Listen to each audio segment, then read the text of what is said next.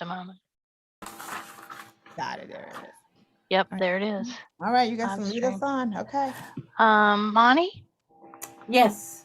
can you fix the view so that you're not showing? Yes.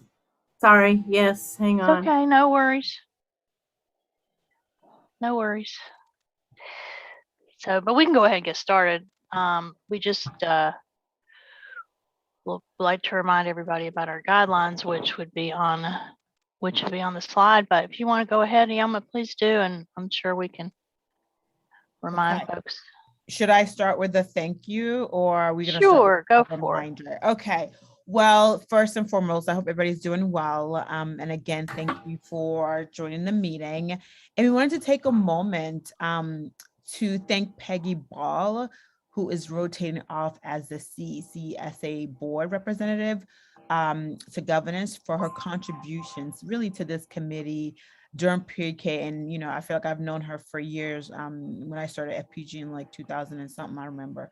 But although Peggy is rotating off the committee, we know she'll continue to be a valuable resource and advocate for Durham PreK and our teachers, our children, and our families. So just thank you, Peggy. So hopefully if you're watching somewhere, eventually watch this, knowing that we are sending a really huge thank you and for all that you have done and continue to do. And I would also like to welcome a new governance committee member and 2 new CCSA Durham PreK team members. We are pleased to have Sharon Hirsch join the governance committee. And is Sharon here? Make sure she give her. Okay, good. Here you go. Good morning, Sharon.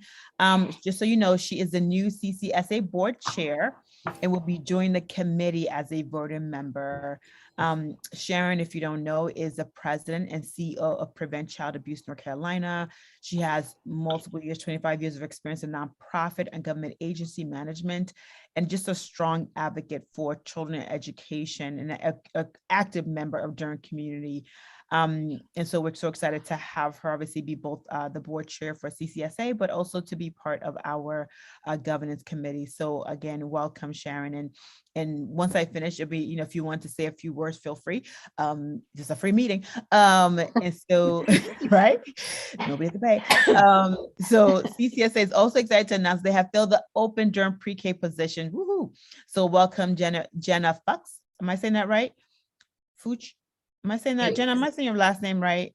It's Fuchs. Fuchs, thank you. Yeah. Thank you. And Tosh Adams. I should have had that already, but I didn't. And so Jenna is the Durham PreK manager, and she's worked in human services for 16 years. A native of Finger Lakes, New York, who recently relocated to the Triangle. 8 years of experience as the program coordinator for Head Start and Universal Pre-K, and just has a deep passion for early child education and appreciation for the holistic approach taken by high quality ECE programs. So welcome, Jenna. So excited for you to be the Durham PreK manager. And finally, want to welcome also Tosh Adams, the outreach and family engagement coordinator, an educator and childcare administrator for over 10 years, has 3 years experience with outreach for a nonprofit organization and community support program, serves as vice chairperson of the Durham Special Needs Advisory Committee, and just has been involved in advocacy and currently serves as a PTA advocacy chair at her son's school. So again, we are so thrilled to have Sharon Hirsch join us, Jenna, and of course, Tosh. So welcome, and thank you so much. See all the chats. So thank you. And thank you to both Linda and Monty and team for pulling, letting us know and pulling those remarks together for us to welcome, you know, new members to our committee and also to CCSA. Okay. And we will be sending, I did talk to Peggy, and she, you know, was passing the torch to Sharon, but expressed her willingness to stay as a resource if we ever need anything. And we will be sending her something from this group and in appreciation of her service. So. Thank you. All right, am I passing it back to you, Linda, Monty? Sure, Monty, you set? Were you able to fix it? No, haven't figured it out, but I'm sending it to Katie, who is a pro, and she's gonna She's gonna get it loaded. Sorry. Okay, no problem. Well, what I'll do while we're waiting on those slides is I'll just review and remind everybody that if you'll put in the chat, just to help us confirm attendance, if you'll put in the chat your name and your agency, and if there's anything you want to share with the group, feel free to put that in there. But we'd appreciate you taking a moment to do that and put it in the chat. And we remind everybody that we are live streaming on YouTube, and that the recording of the meeting is just for our notes purposes, and is not something that we don't do notes that are minute by minute. So just remind everybody about our virtual meeting protocols. We've agreed that we'll mute unless we're speaking. We'll have our camera on if it's feasible. We'll use the chat box at any time for comments and questions. And obviously feel free to raise your hand at any time, either with a reaction or jump in, because we want to encourage discussion as we always have in these meetings. And also, if you'll be patient with technical challenges, which we've already had one. And if you need to leave early, if you don't mind messaging Melinda, unless several of you have already let us know that you might have to leave early. So if you haven't, though, if you will message us, we appreciate it. So our meeting objectives today, Katie's sharing the screen. So if you'll move to that meeting objectives slide, which is the 5th one, Katie, I'd appreciate it. We need to approve our meeting notes. Then we're going to share program updates. We will receive a further program review, and we do have one vote today. Well, at least one vote. You may choose to have others, but we need to do a clarifying vote from a previous motion in a different meeting, and we'll talk about that. We're going to have a presentation from Durham's Partnership for Children on some survey data from the school year 22 pre-K applicants, and we'll look forward to that after the break. And we're going to have a breakout session. Our last meeting, we had a breakout session to have you have an opportunity to talk about our upcoming fund development work and efforts. And this time we felt like those discussion groups were really positive and gave us quite a bit of good information. And so we're going to break out the latter part of the meeting to talk about our potential funding priorities to move forward, and a request to the county commissioners for their consideration for potential ARPA dollars. Okay, if you'll go to the next slide. Ioma, we need to approve the notes. Yes. Just make sure everybody obviously has a copy of the notes in your email. So do I have a motion to approve the minutes, approve our notes from September 2021? Right? That's the one we're approving, right? I see two. Yes, Sure, okay. That's right. Thank you.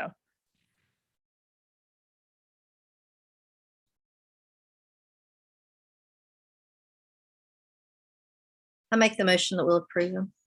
Thank you, Beth. Is there a second? I second. This is Waikisha. Thank you, Aikisha. Any questions or concerns?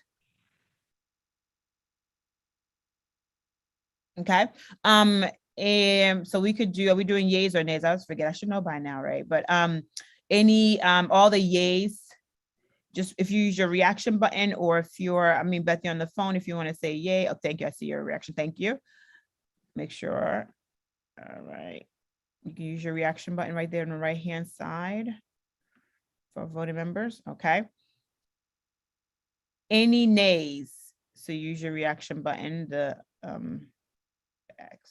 Okay. Ben, are you saying a nay? I just want to make sure. Oh, No, I'm not. Okay, I'm having technical issues. Mine wasn't a yay. Okay, thank you. I just want to It make won't go sure. off. There it goes.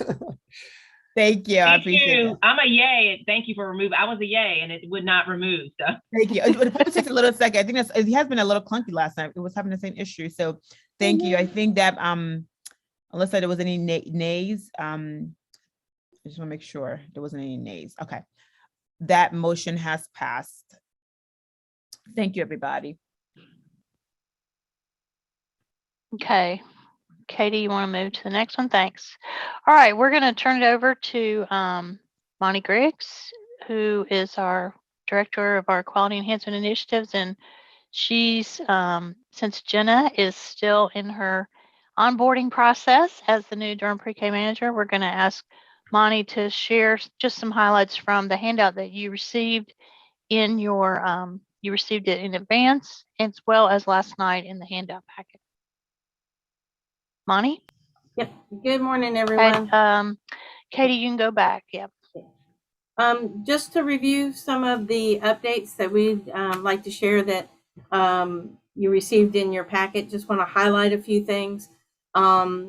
First, related to children and families, we've received 1,867 applications that have been submitted to our online universal application system.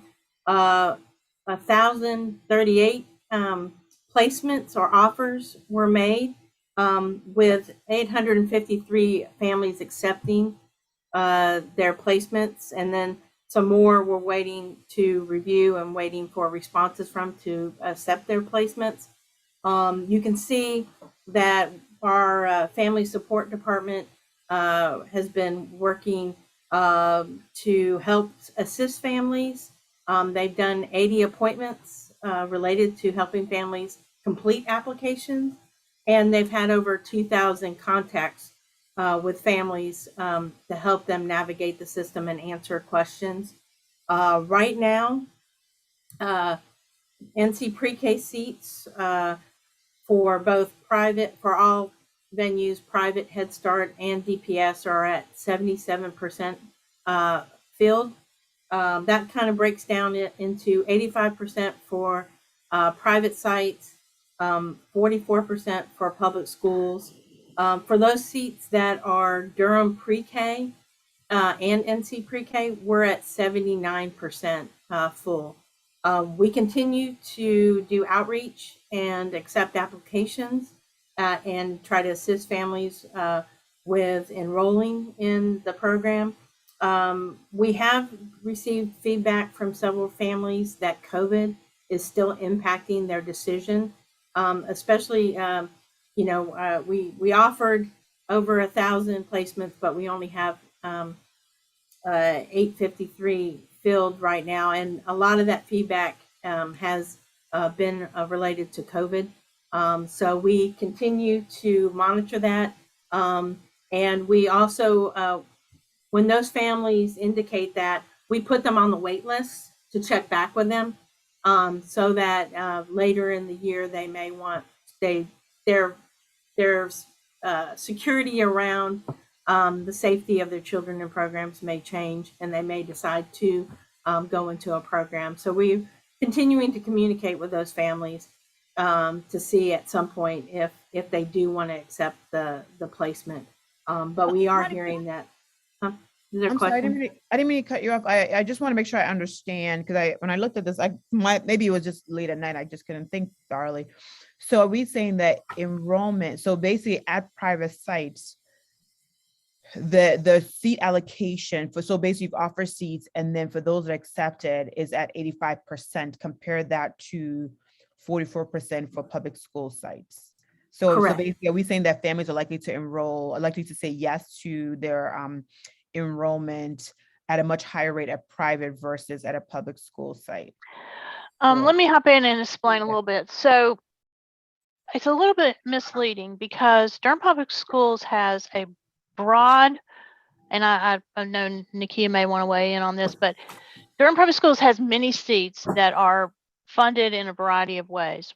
What that number refers to are just the seats that are locally funded and graded with NC PreK. So Durham Public Schools is serving a large number of children, but when we meet in January, we will present across the whole continuum of services, because Head Start and Durham Public Schools have other seats that we get the numbers typically in November for. So yes, right now The Durham Public School enrollment rate in the locally funded through Durham PreK and NC PreK state funds, enrollment is a bit down. However, they have high enrollment across the district in other seats. So we've been working with Sue Cotterman and her team, analyzing why people have turned down their seats, and many families have turned down seats across the board due to their concerns for safety. But we do have a couple of private sites and a couple of school sites that the turn down rate has been high. And we're working with those private seats to address why parents may not feel comfortable accepting a seat at those locations. And we're also working with Sue and her team to figure out exactly across the board what the issues are that might make some seats have a higher turn down rate than others. But it's something we're still studying, and I wouldn't want to jump in and speculate at this point, other than just that COVID has really upended everything. This was I don't data know. before, and this is data before, as of when, so not since the 5-year-old and up vaccine. So this is really just more like a month ago data, or yeah. It's very early November data. No, that would matter because the kids are still under age 5. Yeah. So okay, thank you. I see Nakia has Nakia, you probably have one. Yeah. Good morning, everyone, and thanks, Linda, for that update. We do have, as Linda, everything Linda said is absolutely accurate. We did share a very quick update with the county commissioners, and I say quick, literally it was like NASCAR fast. And we will be sharing an update with our board either December or January. Happy to work with this group to either send those materials so this group can see that. That way you can see, and to Linda's point, we have seats that are locally funded, we have federally funded seats. We also have to make sure that we have our inclusion seats so that we're being very thoughtful around our students that are identified and have disabilities.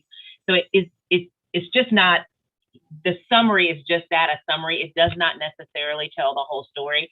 I do think the same challenges that our private providers are having that were mentioned, we are also experiencing. So there, yes, are some families that are hesitant due to still grappling with the pandemic. We still are having some of the challenges that other providers are having regarding wrap care and transportation. So all of those factors in a very complex system impact a family's decision of whether to send their youngster to a pre-K classroom. Thank you for that. Yes, I definitely agree. So this is obviously, yes, I just want to make sure I understood the numbers. I'm glad for us to just share. Beth, you have a comment you want to share? She just had a question, and I know I should know this, so I apologize. But if a parent turns down a specific location, for whatever reason that is there an opportunity for them to be offered another seat, or is it like, I feel like there is, you're nodding. Okay. I was just wondering like what those options are and when it becomes something that people decide to just opt out of the system altogether. Yeah, so what happens is when a family is offered a seat, and it depends on when it is in the process. If it's, sometimes if it's an early offer, some families may have been super hesitant and said, I just can't commit right now with they were keeping an eye on the pandemic. And so we ask them if they want to go on the waiting list for us to check back with them. But if it's related to the location for whatever reason, if the location offer they feel doesn't align with their needs, then we do put them also on the waiting list.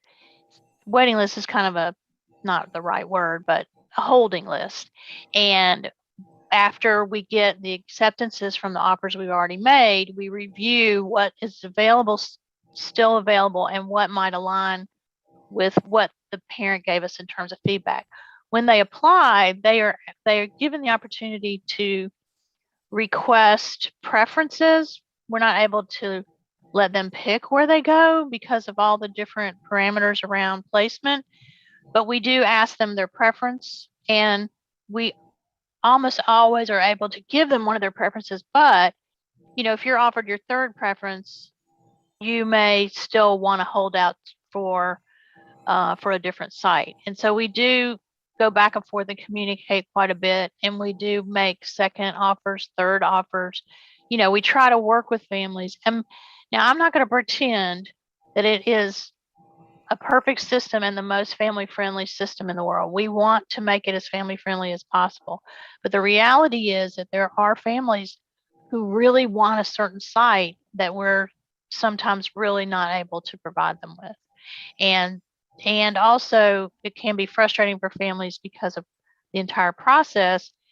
They may be offered a seat and think they're going to take it and change their mind. Sometimes that happens too, where they accept it and then they change their mind about the location. So it's very much an individual process. It's not like a mass system. I Thank you don't know for if that covers your questions, Beth. no, that's helpful. I was just kind of wondering, like, how many tries does family get to find a good connection? Yeah, and that's something we're analyzing. You know, that was one of the reasons we transitioned to the online portal system, and we're using an external software system that we can see how many offers. You know, we can analyze that deeply, and that's one of the things we are doing is taking a deep dive on how many families completely turn down the offer, which also is a reality. Some families say, you know, we've changed our mind and we don't even want to be on the waiting list. But we are, as part of our planning for next year, we're deeply analyzing all of that information so that we can assure a even better system next year. This year was the first year we used that system, and we are working with the company to make significant changes for next year so that we can have even more tools available to us. The other thing, just quickly, that happened this year that was a big impact on families was because of COVID and because of the very real shortages of staffing and a variety of other things, some providers that had intended to offer wrap care changed their mind due to capacity challenges. And that created a bind because we offered families seats that indicated they needed wrap care. We placed them in a site that was supposed to have wrap care, and then the site was not going to have wrap care. And that created a big challenge for us and for families. And we're working through that in planning for next year. The reality is the staffing shortages are having a tremendous impact, as I know you hear on the news all the time, but they really are creating some huge challenges, in particular with wrap care this year.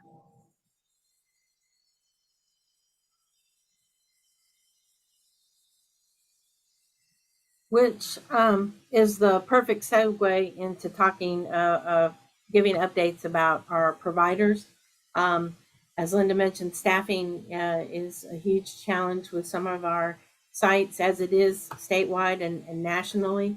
So the TA team is working with providers on identifying strategies and helping to provide them with support as they try to recruit and hire staff for their classrooms.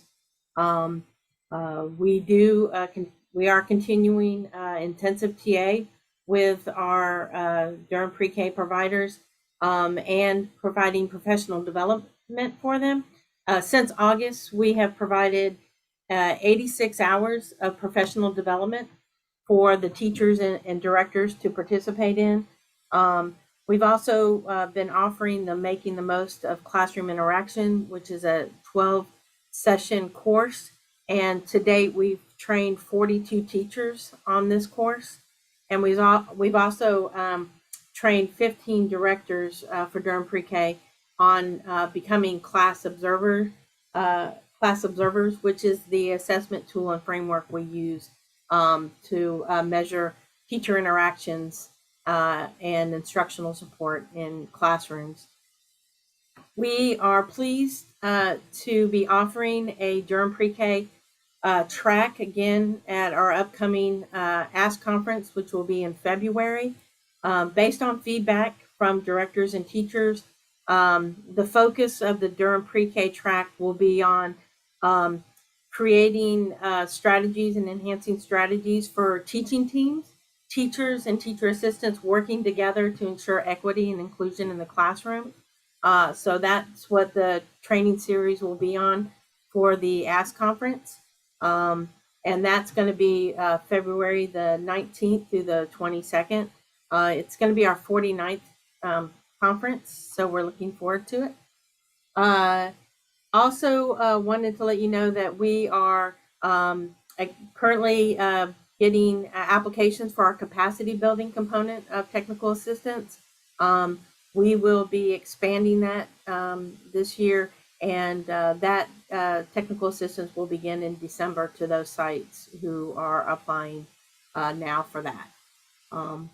For the systems and management and oversight, we right now are working with our partners and with our the SurveyMonkey Apply, who we use for our application, to enhance and work on the system to make it more family friendly for families to apply, as well as being able to gain access to more data and in an easier format. So we are working on the application for the 22-23 school year. It feels weird to say that. And that application will be open in February. So we're in the midst of planning for outreach and for the opening of that application for enrollment in February. Just wanted to also update that the governance committee voted in August to waive parent fees for the year. Wanted to let you know that that did have an impact on some families' decisions. Some families initially declined the seat because of the parent fee. We went back to those families and to let them know that for this year, in alignment with the state, we were waiving those fees.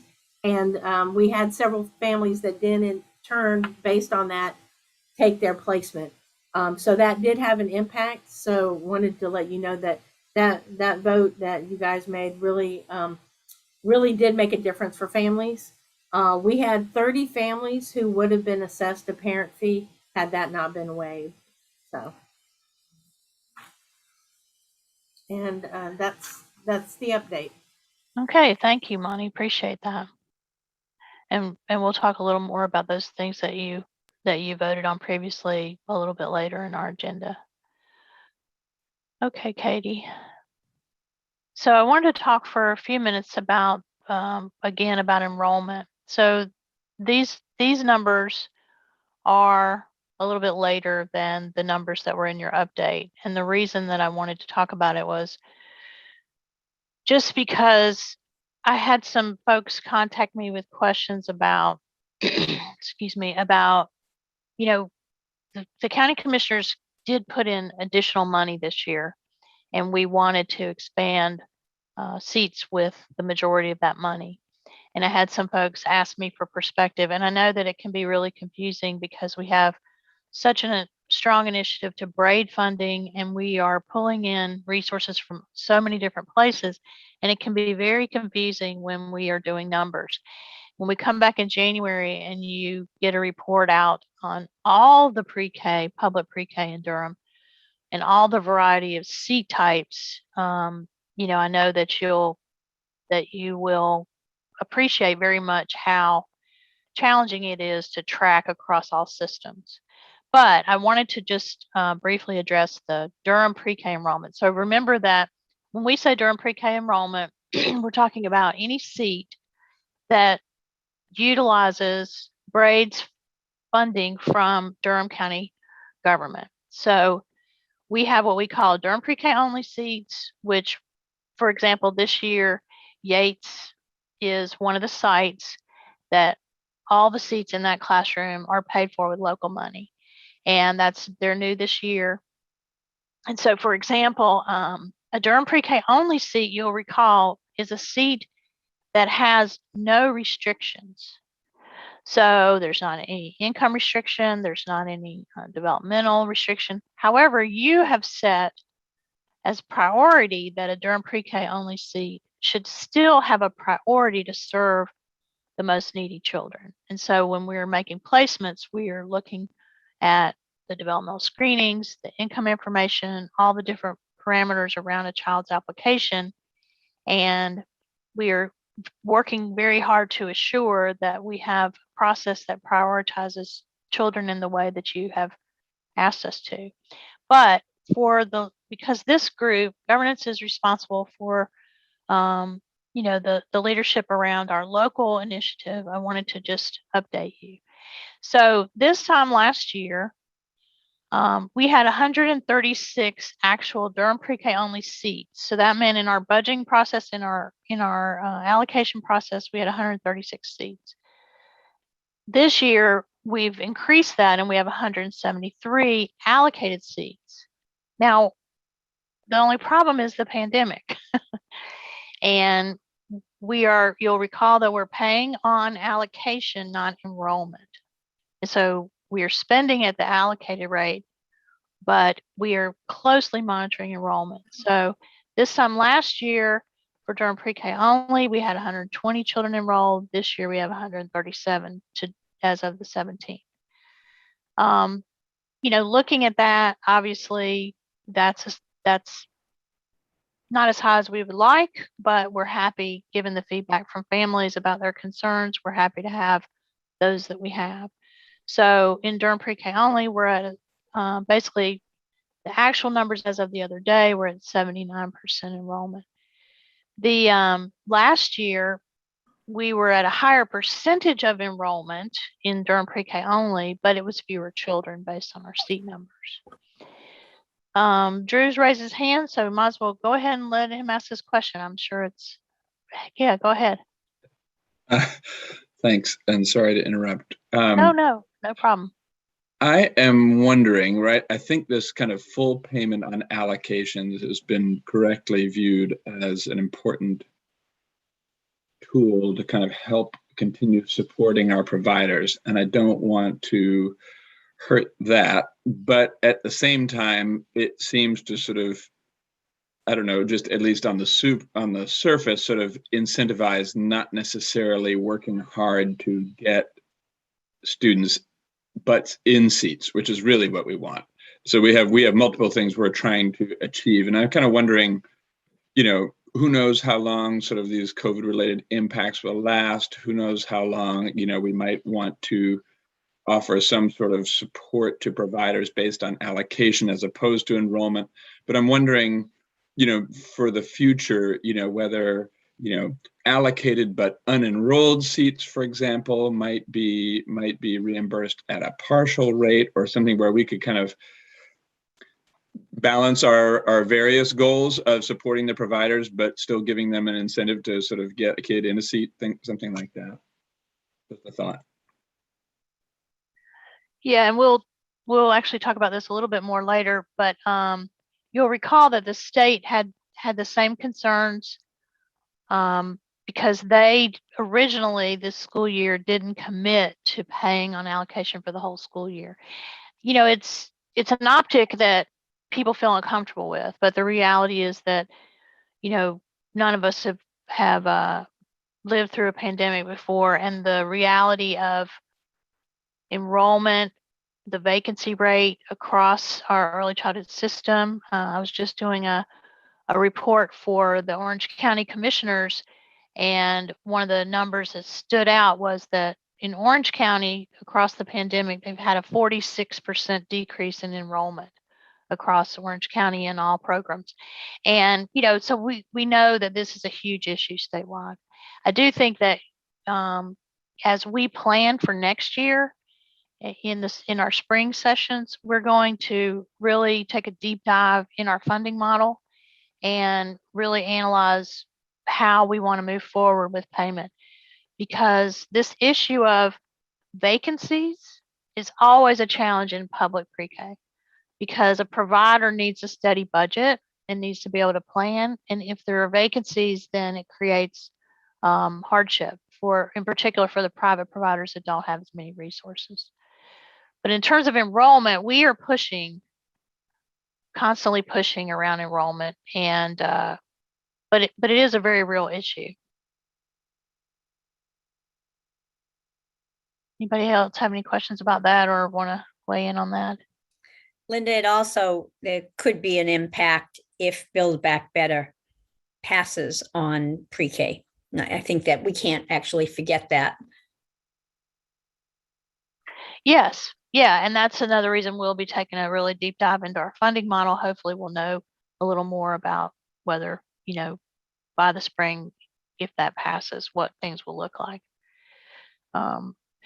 But further, just addressing the enrollment numbers, you'll see that we have listed there Durham PreK Enhanced. Now you'll remember that that's a seat that is braided with all different sources of funding. It could be an NC Pre-K braid, it could be a Head Start braid, it could be a Durham Public School braid, but basically local dollars are enhancing a seat.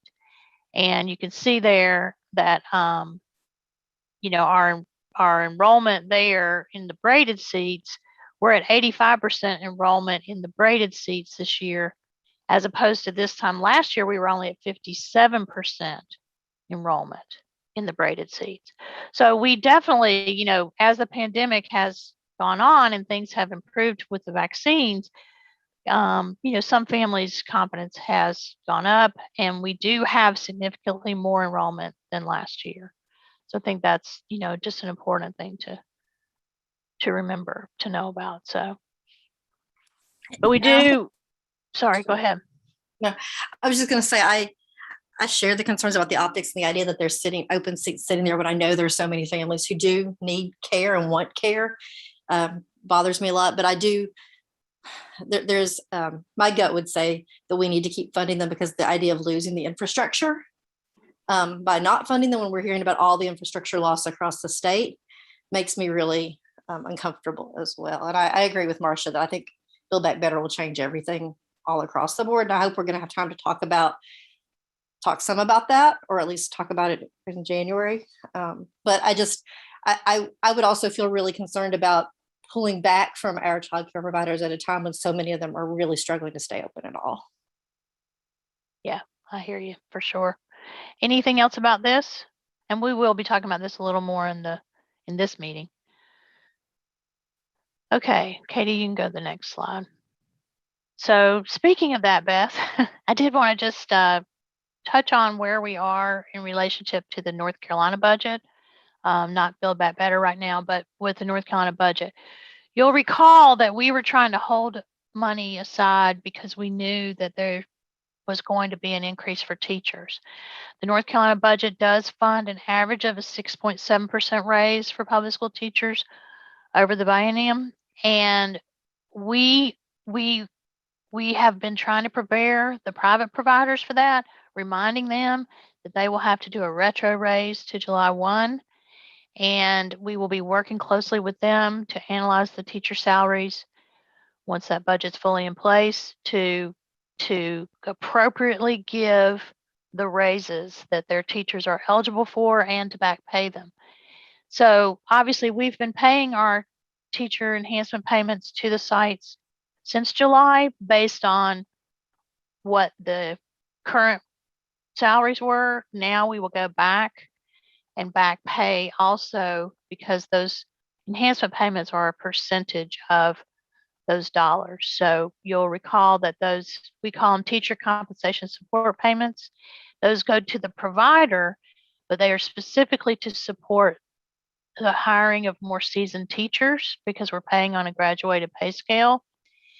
And the compensation support payments start at 5% of the teacher's monthly salary at 0 years of experience.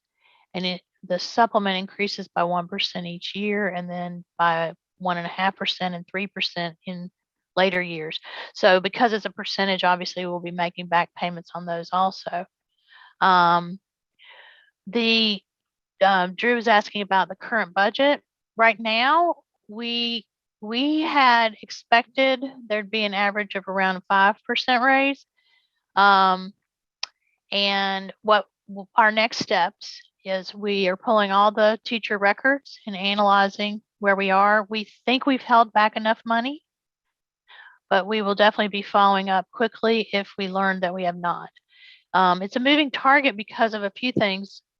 Because of the staffing shortages, we actually have 8 teachers this year, which is higher than last year. We have 8 teachers right now who don't have their BK license, who are in school for their BK license. And those teachers get paid on the DPI scale versus the Durham Public School scale. So their increases are, their salaries are lower, but they are eligible for those same raises. So we'll be analyzing, and you will definitely be hearing from us if there's a problem, but we have tried to hold back enough to cover that.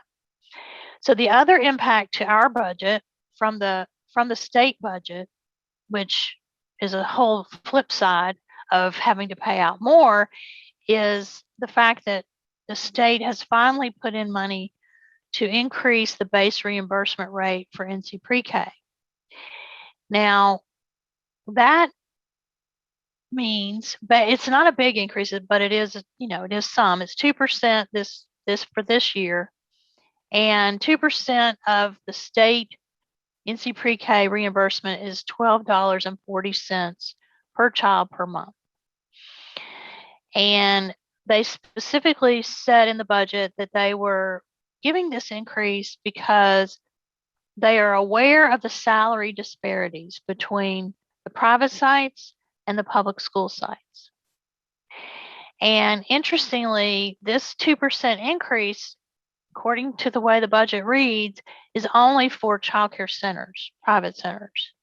It's not for our public seats at Head Start or the public schools. And so we're going to be having to do quite a bit of analysis to look at our pay, because you'll recall for Durham PreK, we are paying the difference. We pay $12.50 per child per month if it's a BK licensed classroom. If it's not a BK licensed classroom, we pay $1,200 per month per child. But we're paying the difference. If it's a braided seat, we pay the difference between the braid, where the money comes from. And if it's an NC PreK seat, that reimbursement rate, now that it's changing, is only going to change for some seats. And they couldn't have done it easily. It has to be complicated.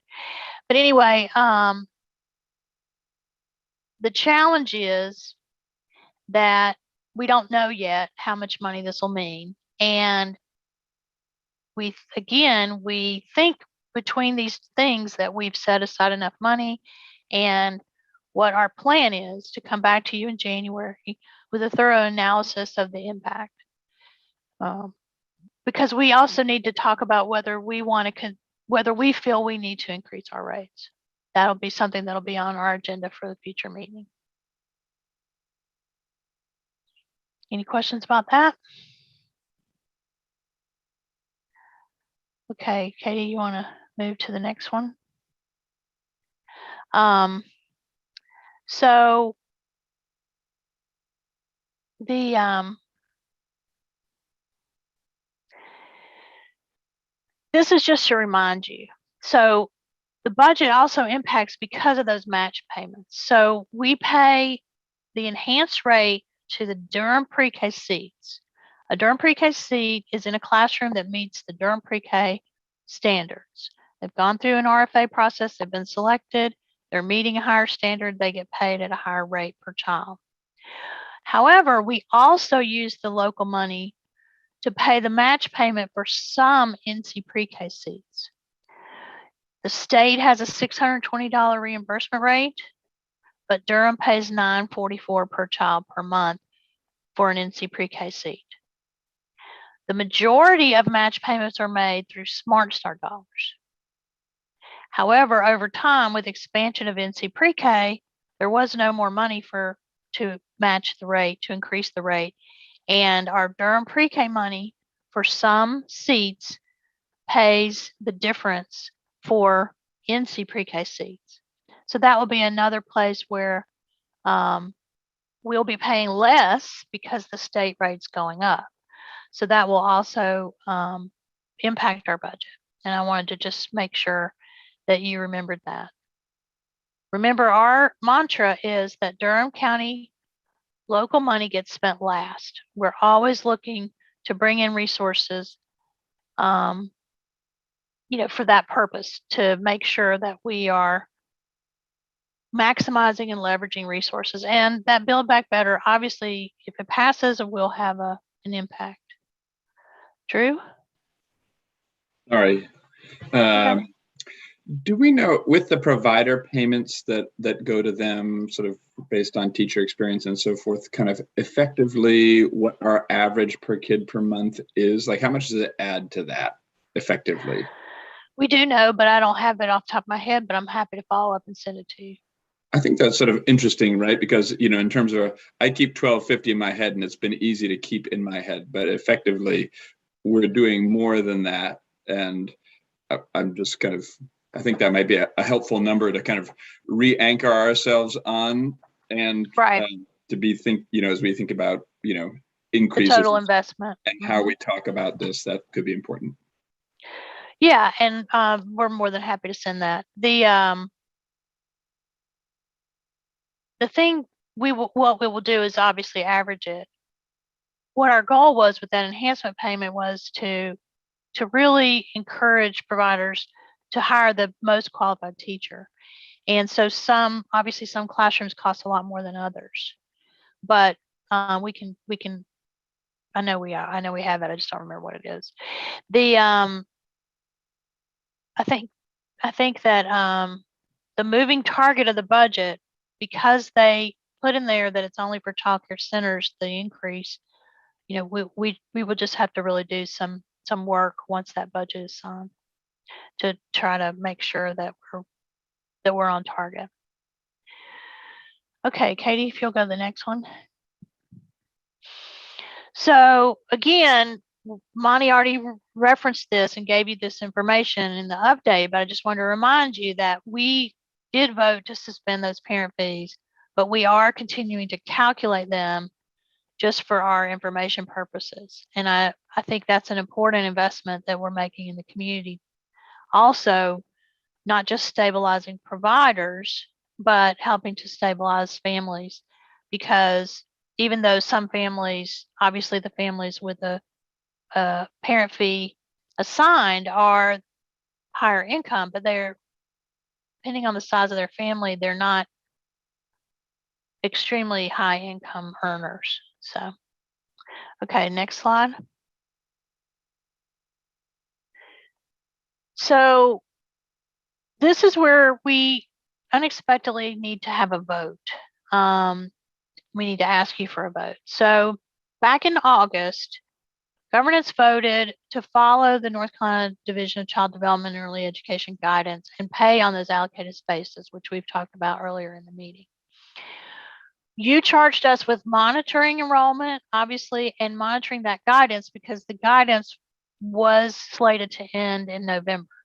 We did feel strongly that DCDE would likely extend throughout the year, and now they have. So they have confirmed that they're going to pay on allocation rather than enrollment through the rest of this school year.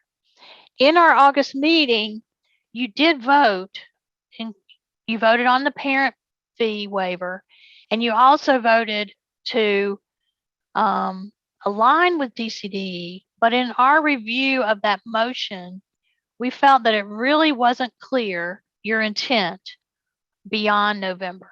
And so if you intend for us to continue to stay in line with NCDCDEE, then we feel like we do need to ask you for another vote to confirm your intent for the payment methodology for the rest of the school year. Thank you for explaining that, Linda. Yes. So basically you're asking, just asking us for a motion.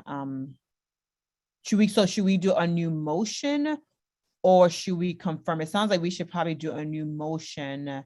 Okay, that basically votes to pay on allocated space through the rest of the school year. If that's it, yeah, it seems like that was your intent, but it just wasn't clear enough, and I didn't feel comfortable spending that much money without a clear mandate. Yes, thank you. Okay, so then the question is, so do we have a motion regarding allowing us to, so basically for obviously the CCSA to pay on allocation rather than enrollment through the rest of this school year.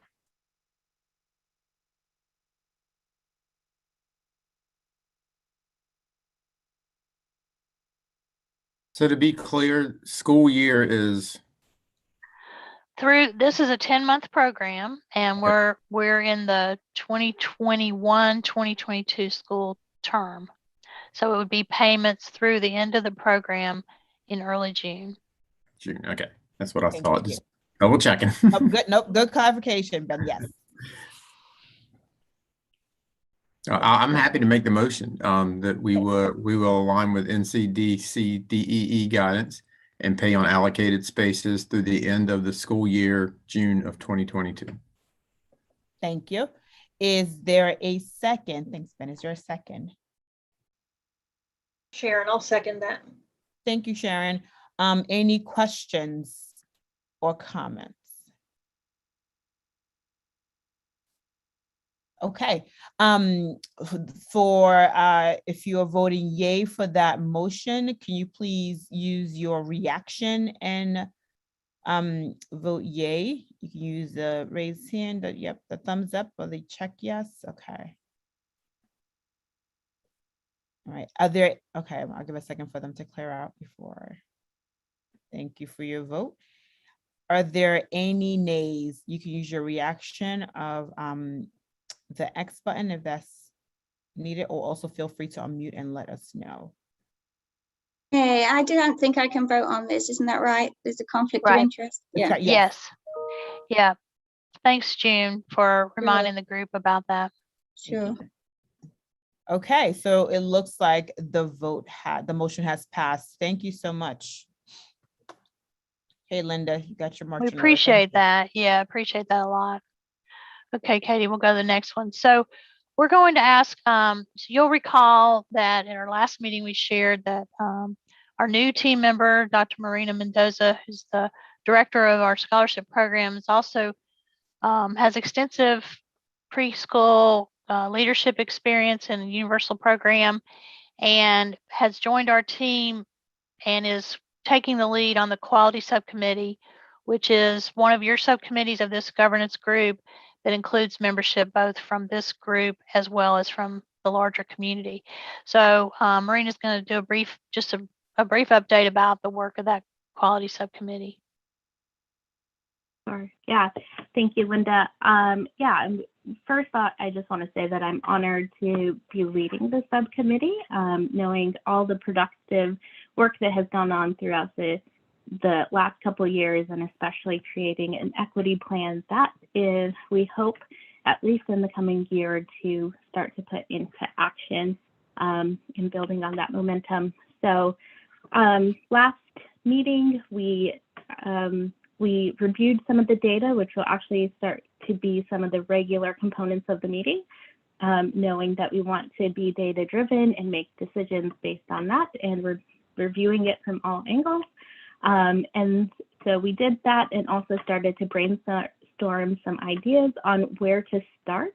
And our big vision is to be able to take that plan and take other issues that may come up, review them, think about them, and create recommendations for the governance committee to review, refine, and then hopefully at the end of that process, implement them to help make this program better, not just for us, but especially for families in the community. So one thing we are looking for our members. So if you are interested, please let us know. The next meeting we will have is on January 13th from 10 a.m. to noon. And looking forward to new members and also continuing the work of the members that have sat on that subcommittee in the past. Thanks, Marina. I really appreciate it. And we're excited about you moving this group forward. We feel like the quality subcommittee is such a critical component of the work of governance. And I know that the work on the equity plan was really was really intense, and once that work was completed, we have a few members who rolled off of the quality subcommittee. So we will, as Marina mentioned, we'll be actively recruiting. So if you have an interest, please definitely let us know, and we'll also send out information to the entire governance in case once you get through the holidays, you're looking for a new activity and challenge in January. So so Yama, we're at a spot where we're ready to take our break. All right. How long of a break can we do? Like, it looks like we do to 10:35. We can take whatever you guys' pleasure is. We can make it work. Does that work? We're- For you about 6 minutes so for you to take a stretch break, turn off your camera, stretch, whatever. So we'll be back. Yeah, when you come back, we're going to have a presentation from team members from Durham's Partnership for Children. So have a good break.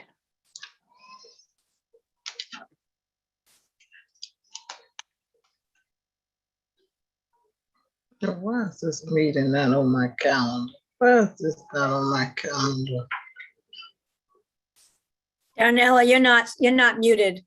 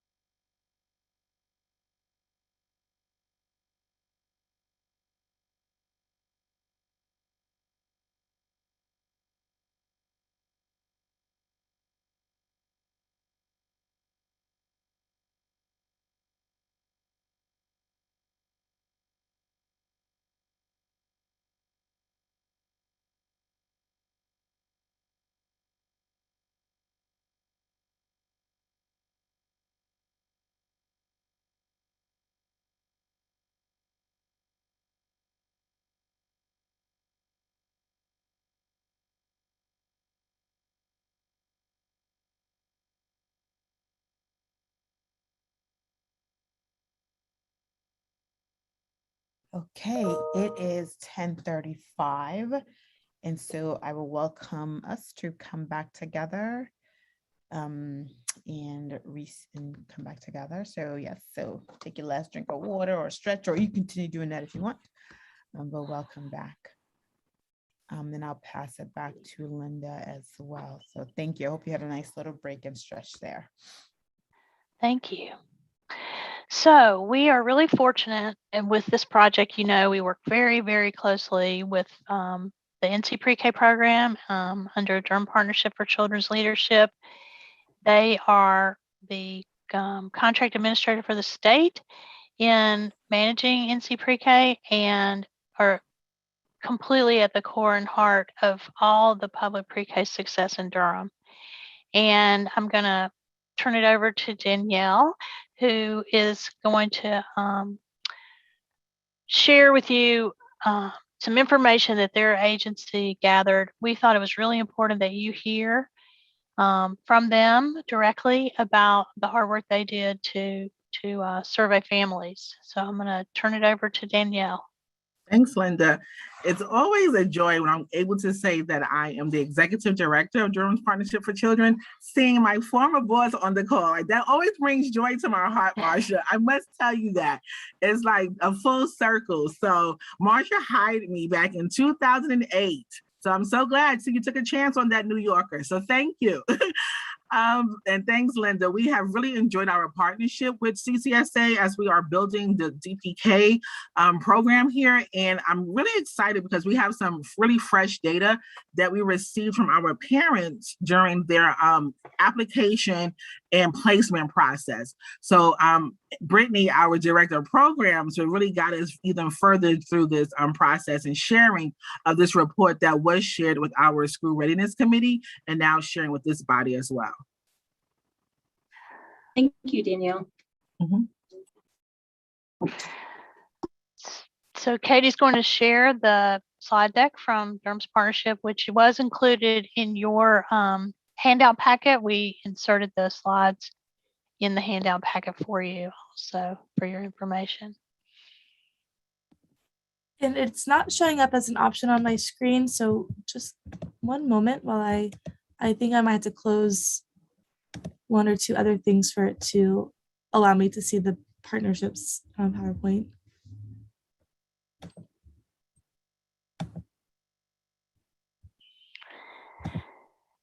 Here we go. Thank you, Katie. Appreciate You're you. welcome. Off mute. So good morning, almost said good afternoon. I feel like time is flying by these days. But again, thank you, Danielle, for opening this up, and for the CCSA team for letting us share our fall parent survey information. So the survey covered the satisfaction of the application process, placement, and families' overall experience. This next slide, please, Katie. Oop. So the survey ran from October 1st through October 15th. We had 253 responses, which I believe is one of our highest survey responses thus far. We had 218 of the responses were in English and 35 in Spanish. We did offer the survey in both languages. We offered Target gift cards to boost participation, and the questions evaluated the strengths and barriers around the ease of the application, and enrollment, the placement process, and then their pre-K site experience. They had the chance to share their thoughts and feelings and experiences about their interactions with admin, teachers, in the classroom. Next slide, please. So again, the survey, so the ease of application, 83% of families said that they were either satisfied or very satisfied. With the acceptance rate, 92% of the families that completed the survey accepted placement, and their children are currently attending. And I wanted to add, we sent the survey out to anyone who started an application, whether it was incomplete, whether they declined, whether they stayed on the wait list, because we wanted to get a full picture of either why parents stopped or why did they decline. So again, we made sure to include a wide range of applicants or families into this process. So again, so with the first choice, like parents are able to provide for private sites, not their ranked choice, if they are unable, and we use that information to best match where we're going to place families. But we do share that we can't always guarantee placement, but we do try our best to find locations that are either close to work or close to home. And 80% of families that completed the survey received their top choice, which we are excited about that number. Next slide, please. So 94% of families said that their site was welcoming and inviting. So again, this is going from the application process to more of the site level data. 90% of families were satisfied with their site's COVID-19 protocols, and 90% of families were satisfied with their pre-K experience so far. So again, this survey captured August and September, so that very beginning of the school year. Next slide, please. So barriers around application, notification, and placement experience. And again, this was our first year being completely online, so there were a lot of lessons learned.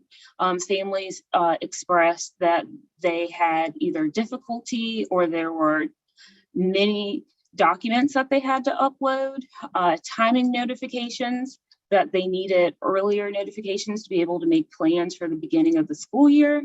And again, that goes to the need of earlier program placement, and then gaps in communication. And what that means is that if a family applied in February, right when the application ended, they wouldn't receive their placement until June. So that was, this is another big thing that families express. They just want updates along the way, and we're taking this feedback and implementing it into the process for next school year. And then placement experiences. I know that this group has heard of these again, but again, the need for transportation, the location is either too far from home or work.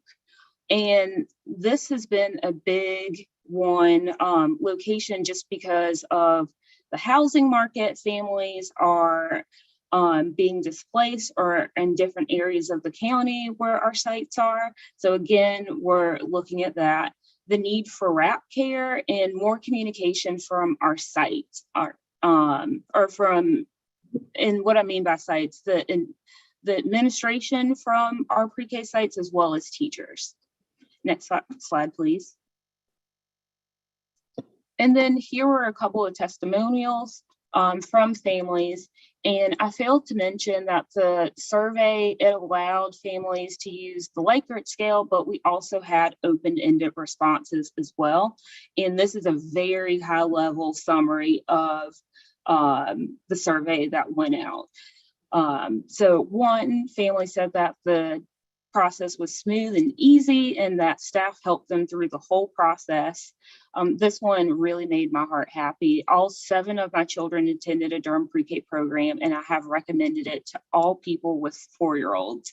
And this isn't listed on this summary, but we know that word of mouth is the highest way, or the highest point or data point with families finding out about pre-K, whether it's from their site or a family or a friend.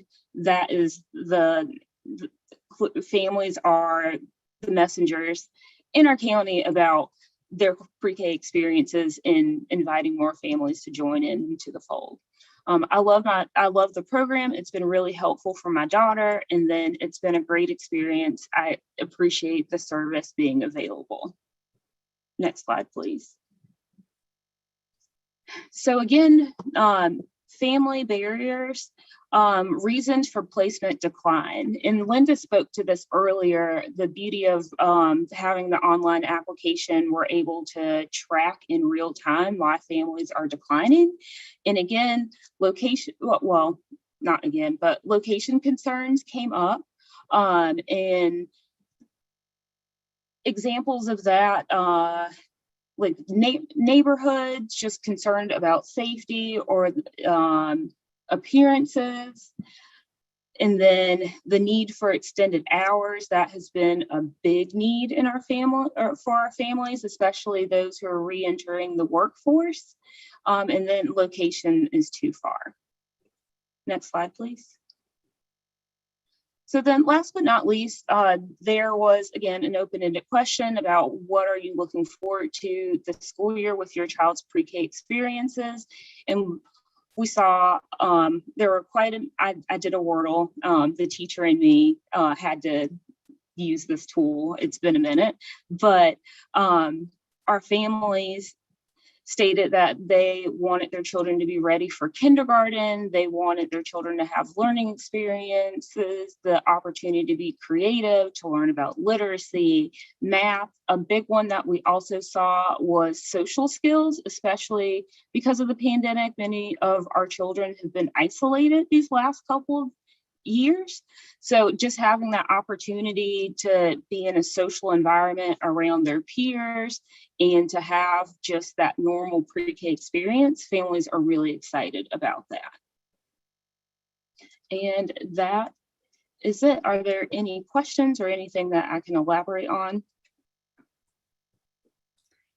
Brittany, can you remind me what percent of our programs offer wrap care? I don't have that number on me, but I can definitely get that number to Linda for her to share in the email follow-up. Because you mentioned it twice, and I think that is a big, that's it's a big issue. It's why I don't need to tell this group, but it's why we can't separate pre-K from childcare, because we need to work for working parents. Yes, ma'am. Yes, definitely. Thanks for providing that information. And you'll recall that this year we are we're completing a review of options for extended care and taking a deep dive. We're just getting that started.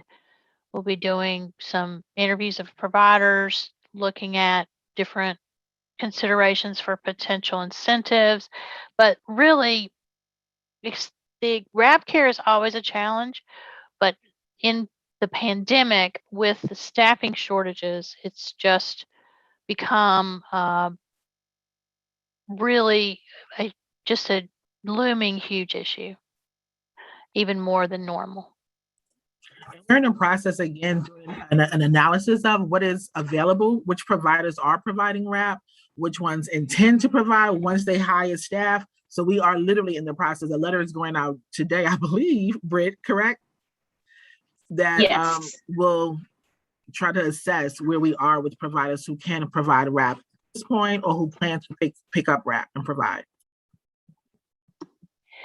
We're also looking at if potentially there might be some support, possibly through ARPA, to rethink our model of support for wrap care. We have some families who are able to access financial support through DSS vouchers, and we have some limited Smart Start scholarships for wrap for public preschool. But the reality is there are many more families who need it than those dollars have been historically available.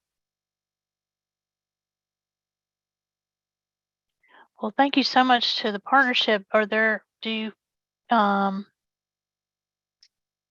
anybody have anything else? I see that June's weighing in. I know June, as a provider, I'm sure you deal with this wrap care issue frequently.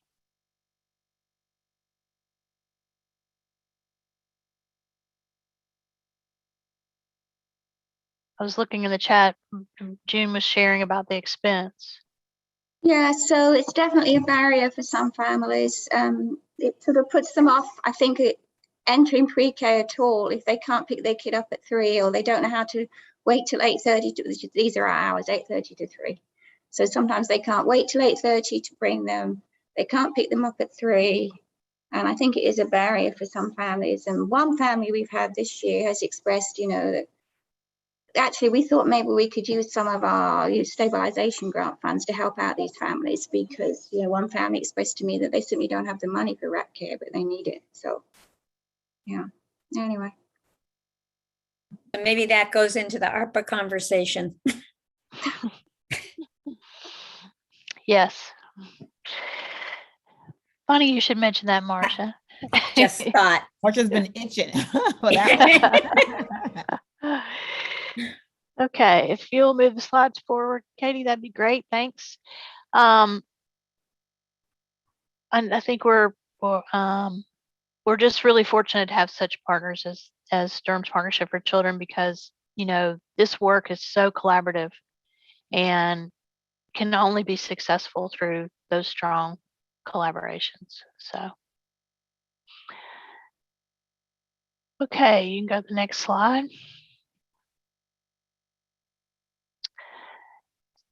So we, when we met and had conversation with Yama around this meeting and we're looking at the agenda, we really have been committed to making sure we have input that is rich and deep among the membership. And we know that ARPA dollars, there are some local ARPA dollars that are coming into the county, and we want to make a request from governance for consideration for Durham PreK's needs. But we wanted to be able to have some rich discussion about that. Yama, you want to talk about that a little bit? Monty's going to talk to us about a Jamboard opportunity. We're going to break out into groups, but yeah, sure, absolutely. And so what we want to really do is really take this opportunity time to really talk about how do we sort of think about equity and the equity plan, especially as we continue to obviously, again, think about the infrastructure of DPK, expanding its reach and its impact, and how do we use this ARPA dollar. And so what we're hoping that you will do is we'll break you out into groups to really identify some priority areas. By any chance, I forgot to ask, Linda, will we have any of the reports of bullet points? I thought maybe was it in the I can't remember if it was in our report around the equity plan and some of the areas that because a lot of work was thought about what the equity plan should be in the focus areas. So I would hate to at least not have that resource. Was it in our packet? There has been some information in different places. And Monty can talk to about that in the Jamboards. There's an overall question, but she was going to review that a little bit. So we perfect. can, okay, good. we Okay, can turn, yeah, we can. And Kate's put in the chat also the equity plan. Good. Perfect. Also for your review. So, and we're going to put the, we'll turn it over to Monty, and the Jamboard will be put in the chat board also. Okay. And just before I turn over to Monty, I'm sorry to say I'm gonna have to leave due to a conflict, another meeting. So I just want to say thank you to every single member of the committee, but obviously all the staff, particularly Linda and Monty and the whole entire CCSA team for just keeping us sort of plugged in and connected and really making the best decisions, and want to wish every one of you all a really restful, healthy, and hearty Thanksgiving holiday. So sorry to leave you prematurely, but I know you are in good hands, and thank you, Monty, for the next session of this meeting. Thank you so much. Thank you.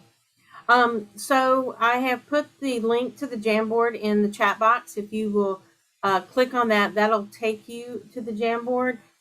You're going to be broken into 4 groups, and each group has their own slide on the Jamboard. So if you'll go to the Jamboard slide that corresponds with your group number, the slide does have the question how can ARPA funds be used to support Durham Pre-K and implementation of the equity plan priorities?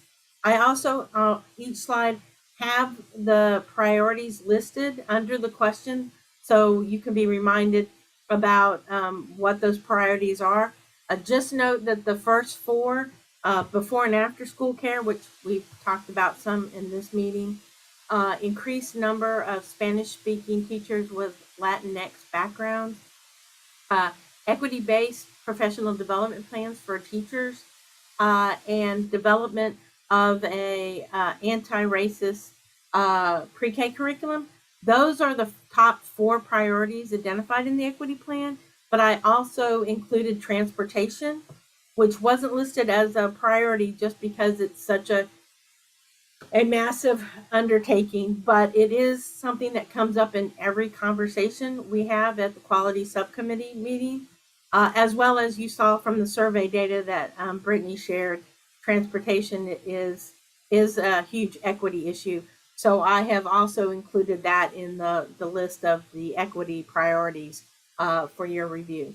So we'll take about 20 minutes to go into the groups and discuss and identify, brainstorm ways that we can look at requesting funding, the ARPA funding to use for Durham Pre-K. And then if you can pick someone to report back and share the top ideas or things that your group identified when we come back together in the larger group. And I will jump in and say we're a little behind, so probably what we'll plan to do is cut back to about 15 minutes of discussion. And because we want to honor folks' time and have time for people to come back as a group.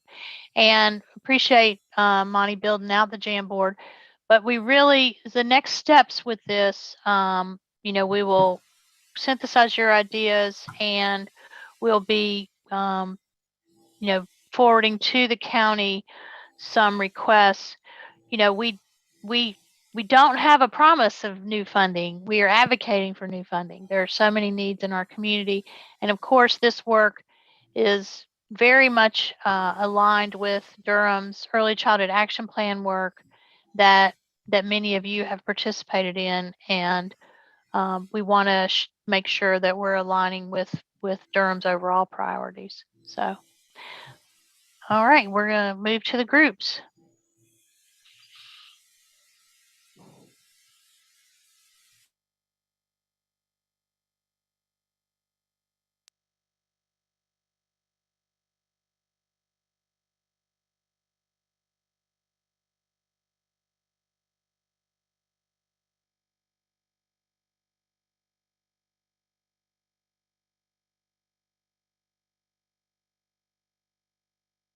So I think we're all back.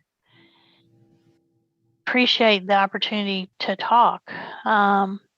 So we'll start with group one, and because we want to be mindful of your time, and we want to be sure that we capture your thinking, and we'll synthesize the Jamboards and do some follow up. So who wants to weigh in from group one?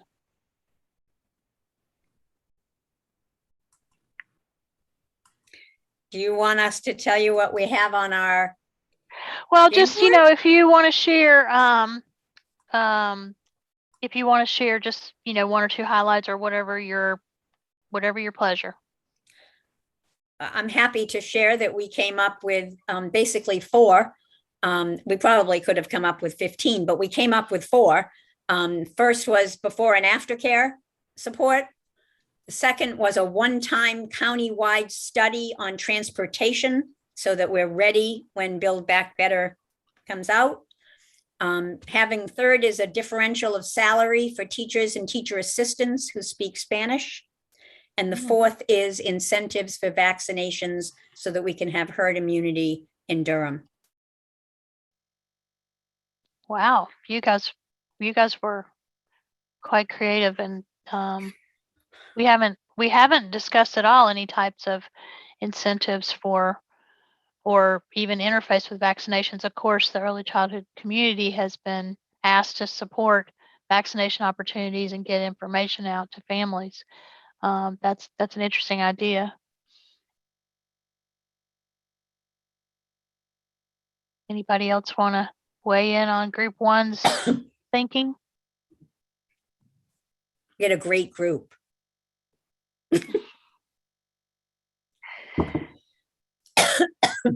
Okay, what about group two?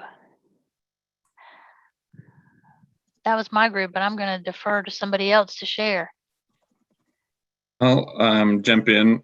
Mostly, I think we could say ditto. We talked a lot about RAP care and transportation feasibility study. Little details that I'll add is that RAP care would seem to sort of have a dual claim on COVID funding, on ARPA funding, because it's helping both kids and helping parents get back to work, which is important. And sort of the idea of starting with a feasibility study for transportation is important just because the cost of entry, right, the cost of starting up a transportation program would be very significant. We would really want to understand more clearly how that would work before we would, leap into or recommend somebody else, fund us leaping into that. So feasibility study there, we agree it was a good idea. Yeah, I appreciated the conversation in our group. I thought it was really rich, and Darnell shared, just as June did earlier, about this very real fact that providers are underwriting in many instances the costs, in particular for RAP care for some of the children in the public seats. I thought, Darnell, you had some great points about that issue.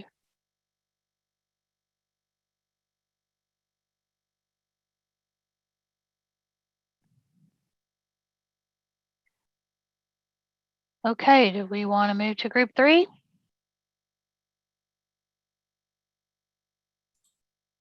Does anyone else from group three want to report out? Okay, I'll jump in. We talked about a lot of what you all talked about, a feasibility analysis around transportation. We talked about like wanting to be brave with these ARPA asks, like not just thinking about things that are one-time costs, but things that we could then work to build into budgets or find funding for moving forward. We talked about wanting to deal with these barriers to access first before doing a lot of expansion, and sort of perfecting our approach to the 4-year-old program before expanding to 3s. Yeah, I think we also threw around some things around how could funding be leveraged to address the wait time between application and placement, considering potentially could family childcare homes participate in Durham PreK? Is there a way to do some analysis there? Those kinds of things. It's a great discussion. Sounds like you guys really got creative with your thinking. I do think that I agree with you that we should be thinking about these ARPA dollars in ways that will really position us for the future, because we also hope that, well, some of us hope that Build Back Better will pass and there may be opportunities for additional federal monies to come in, and we want to be at the highest readiness level to hit the ground with those dollars when they may come forward.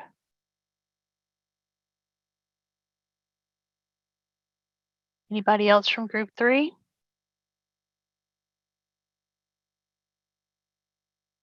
Okay, group four.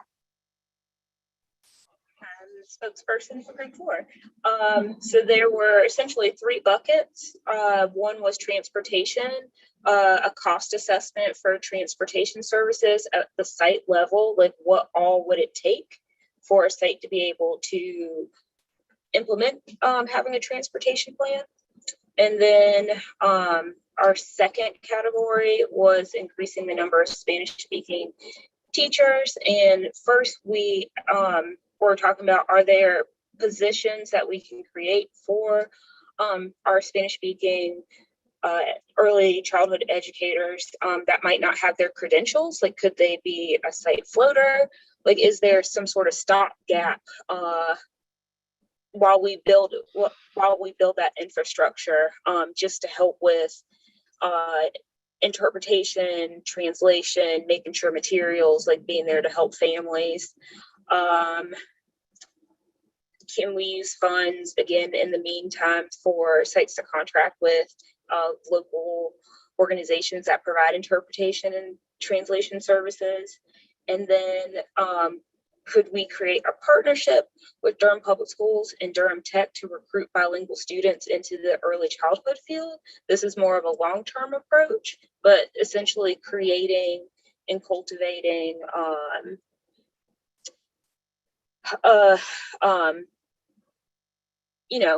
candidates like within Durham. I think that could be really powerful. And then last, add to the reimbursement model funds to help lower the RAP care costs for families. So give designated funds to sites that are earmarked for RAP care to help cover those costs. And that was it for Group 4. I didn't know if any of the members of Group 4 wanted to add anything.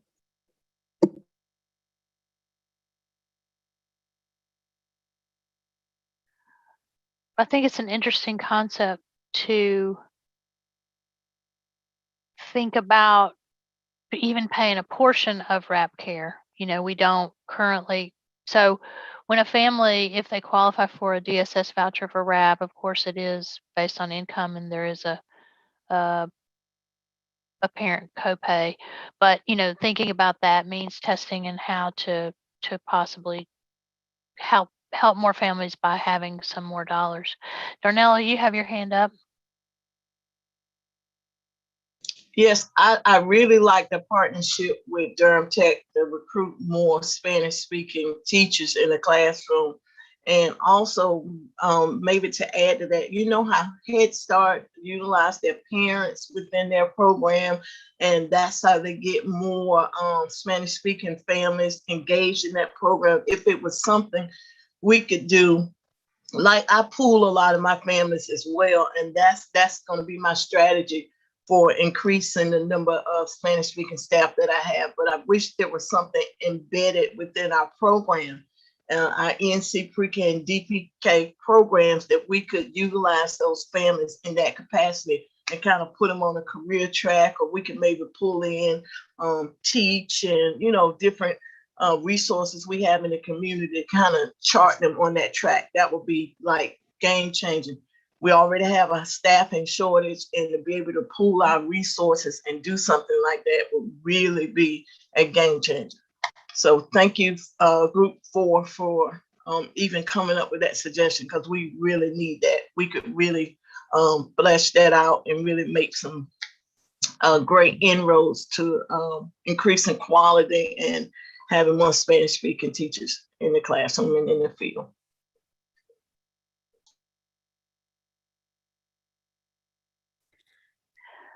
Derek, I'm interested from your point of view with Head Start in Durham already. Are you able to engage a lot of your families that English is not their first language in your parent activities? Do you have success in that arena? We do. It's we prioritize. We don't put out anything unless it's in both languages, and we do interpretation for all of our meetings. It's especially with we've actually improved that with our virtual meetings, because Zoom has the interpretation feature. So but usually we have an interpreter for all of our meetings, and all of our material is in both English and Spanish. Linda, I just want to mention to Darnella mentioned Teach, and we are working, we have someone who speaks Spanish in the Teach office, and we are working with different programs that actually have teachers who want to be part of the Teach program with a Quick Start program. So we certainly can work with Durham Tech on a project and include Teach to support that. So and also Darnella mentioned the volunteerism. I think that's another thing I think that over the years that it's become expected. So what then ends up happening is you do get more Spanish speakers as they're coming out to volunteer in your classrooms. And I think we have been able to hire and train teachers from them being around little kids, because I think until you've done it, it doesn't actually occur to you that that might be something you want to do professionally. And then those Spanish speakers can also see the need. So as they're interacting with their children in the centers. So I appreciate Darnella lifting that up, because that actually is a good recruiting tool as well.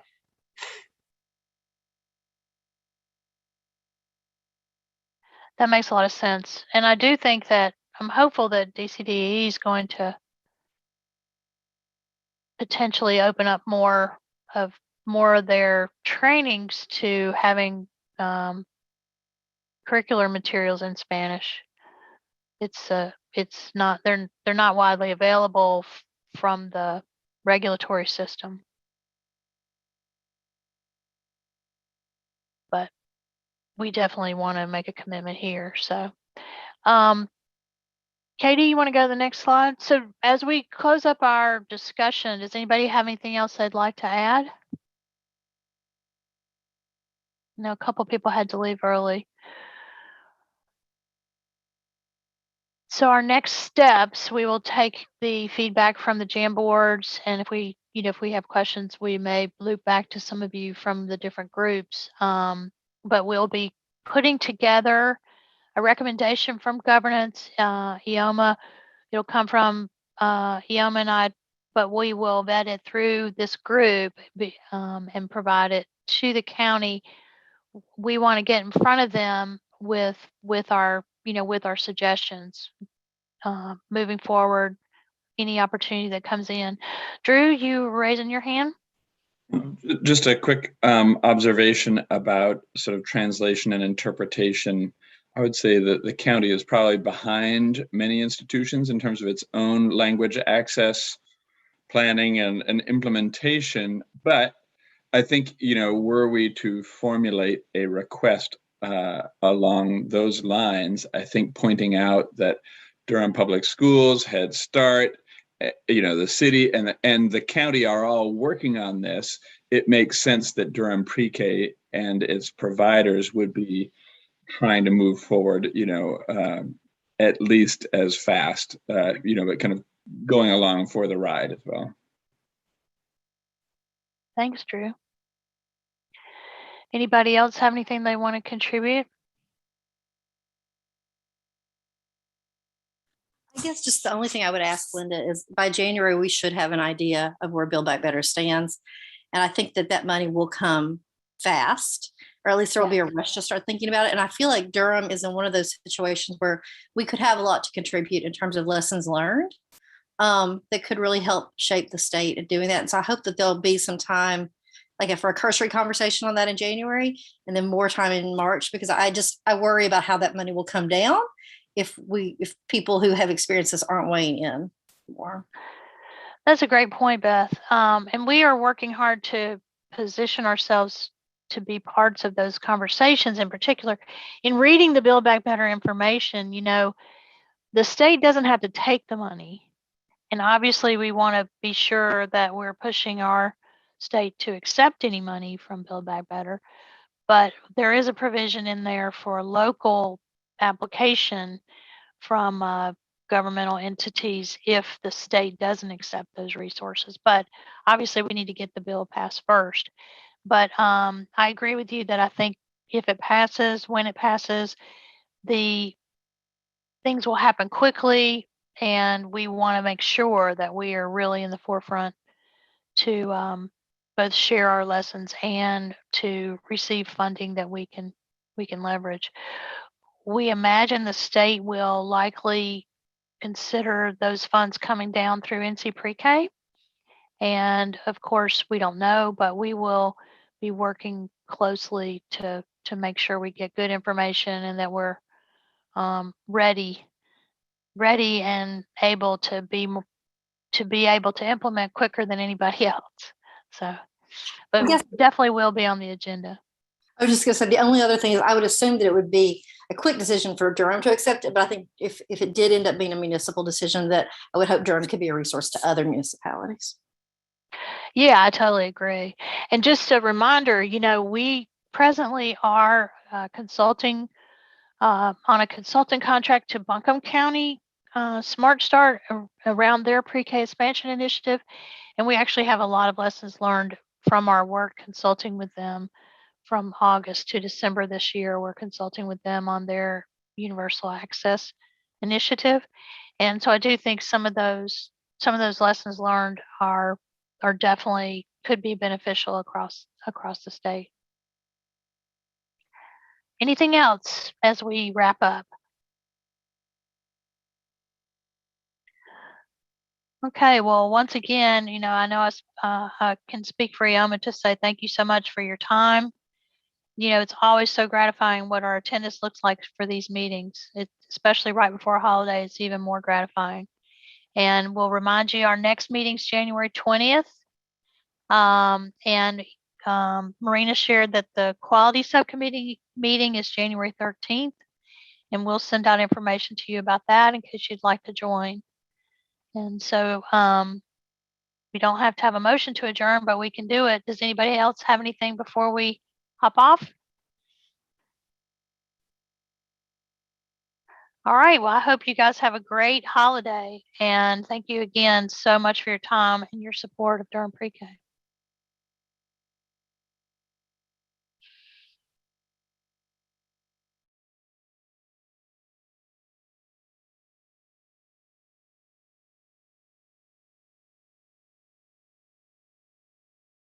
Thanks for being here, Derek and June. I know you guys are busy with your sites.